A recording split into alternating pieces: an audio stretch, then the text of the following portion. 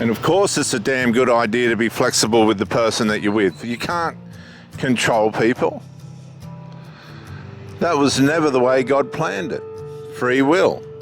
He took that risk on free will.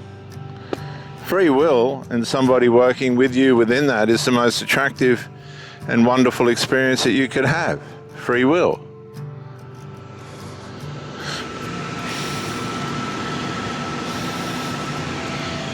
But people have to have their way, they have to have their supply from you, the way in which they want it and how they think it should work and all this other stuff. And now you're being manipulated and controlled. Now you can be triangulated and manipulated and controlled that way. What the person does is they don't have to take responsibility for the aggravation. They can blame somebody else, or they can realize it's somebody else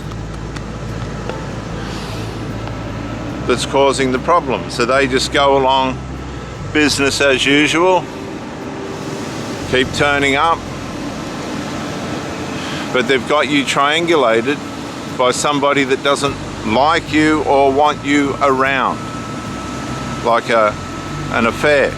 They're having an affair with somebody that just doesn't like you, a sexless affair that doesn't like you or want you around. And you don't come from a world like that, so you just start to think, oh my God, what, this time? It's not your first rodeo. It's not the first time you've seen the clowns at the pig auctions.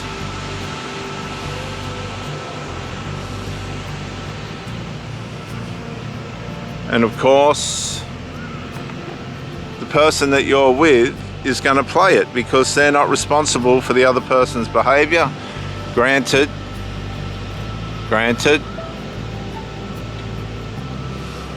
They know they can't fix it because they're enmeshed with the family member or friend or whatever the case might be that has decided that you're not an asset to this person's life that you've met. Reason being, you're taking supply off that person. You're taking supply off that person. And that needs to be attacked, vandalized, and assassinated. That means you need to be removed. And of course, you don't know this is going on at first. These people are covert. They know how to hide what's going on behind the scenes. You do know there is some very uncomfortable behavior going on with a couple of the friends and family members that you're not sure about. These people are suspicious of people, of course. And you're just thinking, well, this is just a common way of behavior for these people. They don't really trust anyone. They vandalize most friendships and relationships they have by way of a lack of self-awareness, which you'll find a lot of these people are completely self-unaware. That's how destructive they are.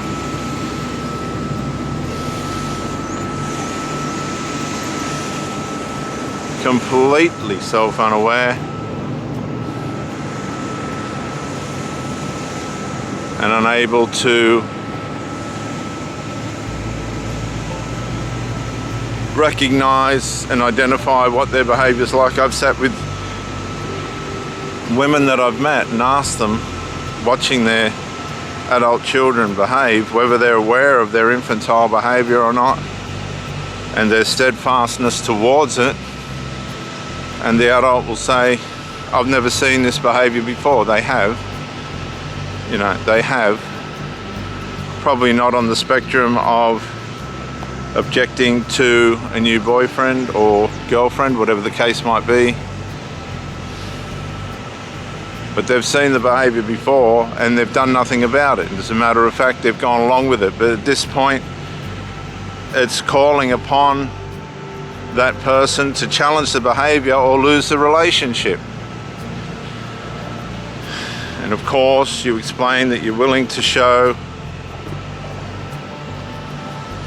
an element of tolerance to allow time for this. Look at this silly dog.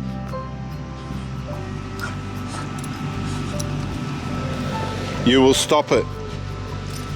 Here, up, go.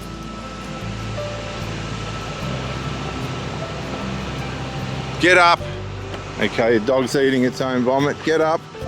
Get up. Come here. Get out of it. Oh, it's a dirty dog. You just vomited that up, you dirty. See, a lot of people vomit up the same old garbage and rubbish and eat it again. They do it again. They're in hospital getting fingers and toes and everything else cut off. And they'll go out with the drips and everything in them and sit outside the casualty with body parts missing and have a smoke. They're just like a dog eating its own vomit over and over again till there's nothing left. They cut off the toes and then they cut off the feet, and then the body cuts off itself and they're in the ground. They go into the ground and that's that.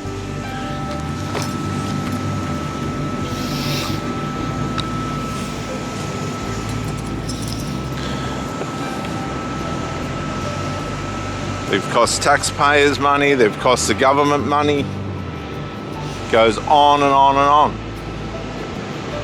Self-abuse. They blame every other Tom, Dick and Harry for why there was no gherkin on the cheeseburger, etc. They're never happy. You can put on a pizza night and if the pizza tastes good, they'll blame the oven or something. I've seen all this time and time again. They break up with you, they disappear, they pedestalize people that really aren't worth the seat that they sit on. They've leeched, bludged, harmed and maimed themselves. They've lied, cheated, schemed, caused trouble.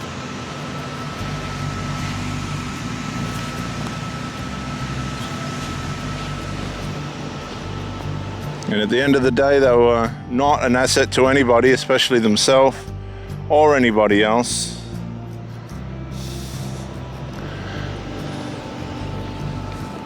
And this fool's going at my ankles again. You will stop. You will stop.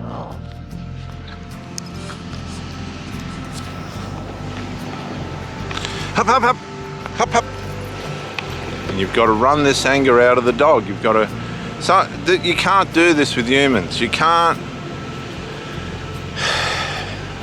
change the nature that's inside humanity. It's what's self-destructing. It's what's just causing it to self-destruct. It's called the sinful human nature. Now you can label it whatever you like. You can medicate it however you like. But it ain't going nowhere. The only way you can beat it is through the Lord Jesus Christ, who took it to the cross and crucified it within himself. That's called seeing the light. I've seen the light. I've seen what's happening inside me. The light shining in the darkness. The light is shining in the darkness. And I can comprehend it. Now this dog's going to get in trouble. It's attacking me. It's my own dog. Well, it's my daughter's dog. Here, hop, hop, hop, hop, hop. And now it's chasing the ball.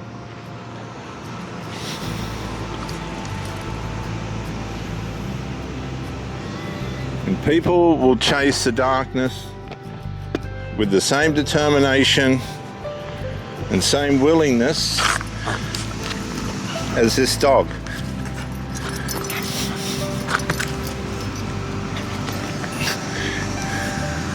Now you will not bite me. You will not bite me. It's starting to get a bit older.